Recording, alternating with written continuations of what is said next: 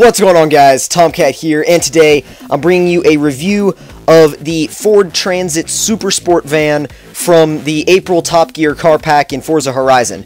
Now, the first thing we're going to do is start off by completely maxing out this thing. We're going to go for a full max horsepower build. I swapped in the Shelby GT500 engine because the stock diesel just doesn't give me anywhere near as much power or torque as I want from what this thing is. You know, it's some might argue that it's like there's no reason for it to be in the game. It's sort of a joke car, but then again, it's really fun to use. It's really fun to drive, and I think for that purpose alone, it's worth it, because drifting a giant van or taking that same van over 200 miles an hour down the highway is it's just really cool. You feel it's just a really different feeling than doing the same sort of thing in a supercar, for example. I mean, supercars are obviously, you're going to go faster, and then that's where the enjoyment,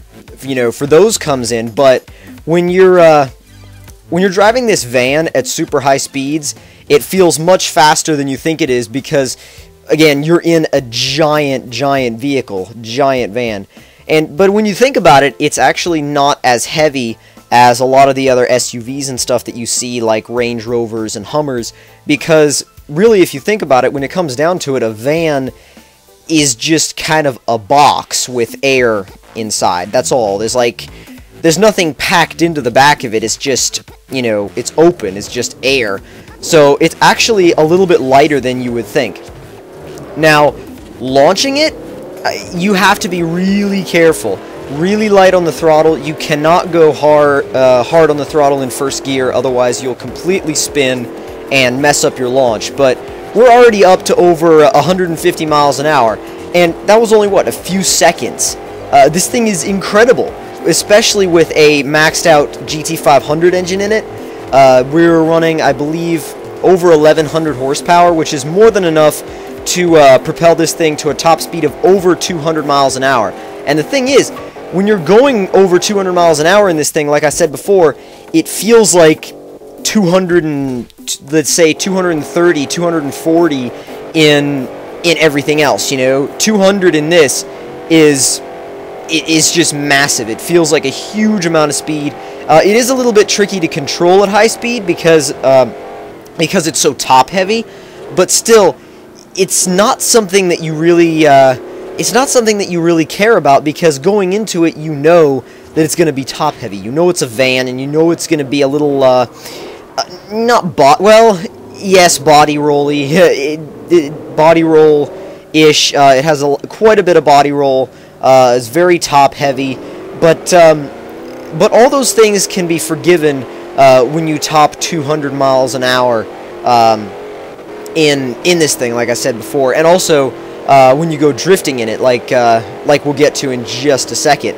Now, another thing that I wanted to say about this van is that it's actually pretty easy to use. It's pretty easy to drive. It's not as hard to drive as you might think with the body roll and the sheer size of the thing, but it's just it's easy in the way that it feels sort of like, it feels like a muscle car, just with the size kind of, you know, ramped up quite a bit. It's a lot larger than normal, but if you drive it like a muscle car and you think of it like a muscle car, then you're actually going to have a pretty easy time driving it and learning how to drift in it. Now, well, not learning how to drift as a beginner, but learning how to drift it. I would not recommend this for beginner drifters. I mean, it's fairly simple to drift, but I really recommend you learn in something that was more meant for drifting in the first place.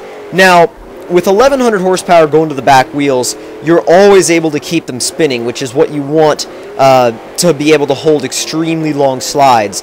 And this thing definitely does. It really does. And since there's not much weight in the back, since it's a van and there's nothing really in it behind the front seats, the back end is very light, which means you can spin the back wheels for a really long time and hold some huge slides, as you can see that I'm doing right now.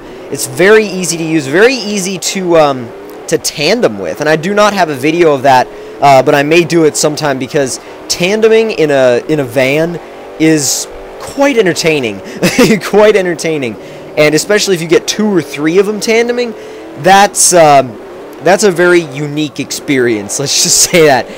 It's very cool. It's very very different.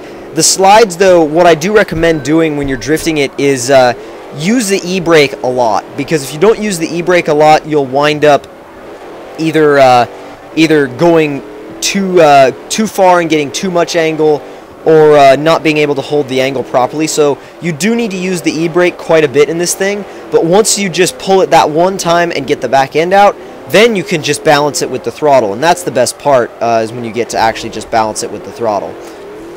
So as far as drifting it goes, I think it did very well. I think I would give it a very high score in the drifting department. So if you guys enjoyed that, I will see you in the next one. Don't forget to like and tell me in the comments what you thought of it, and if you're new to my channel, don't forget to click that subscribe button.